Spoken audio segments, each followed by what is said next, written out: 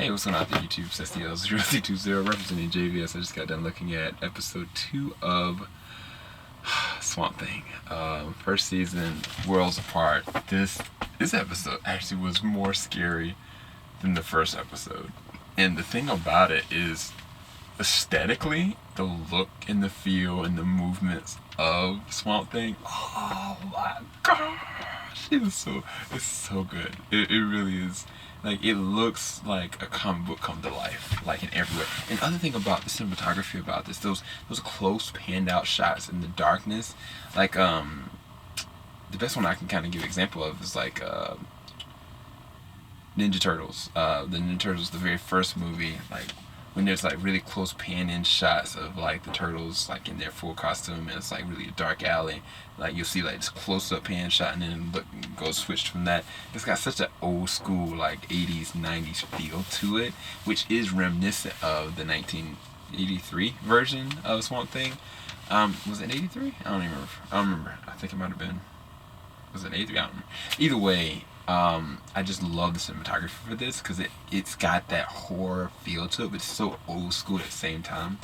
As well as like Alec is going through his transformation fully into immersion into Swamp Thing. Matter of fact, the beginning of that, when he started pulling certain parts of himself out, I was like, this is a great connection of practical and CG. Matter of fact, if the new Ninja Turtles movie wasn't like all CG, like they used practical effects on top of CG, it would have been so epic. Oh my gosh.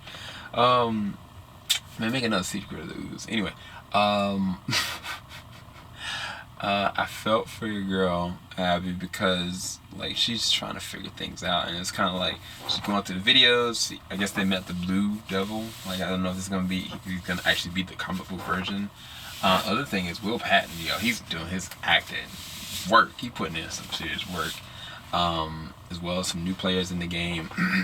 It's really interesting how the little girl is trying to find Alec, because the thing about it is I don't know I get their connection, but it feels like the swamp itself is its own entity.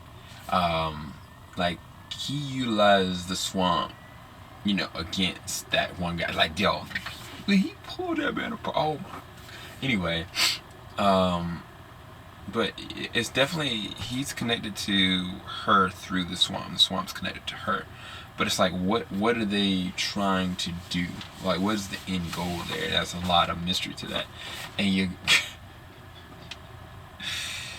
the mom that lost her daughter, when she went to I guess she's a voodoo practitioner or whatever. Like when she went to her, and I was kind of like, I legit was kind of frightened, for real. And I was sitting there rebuking and binding in Jesus' name. I was like, I ain't trying to hear all this.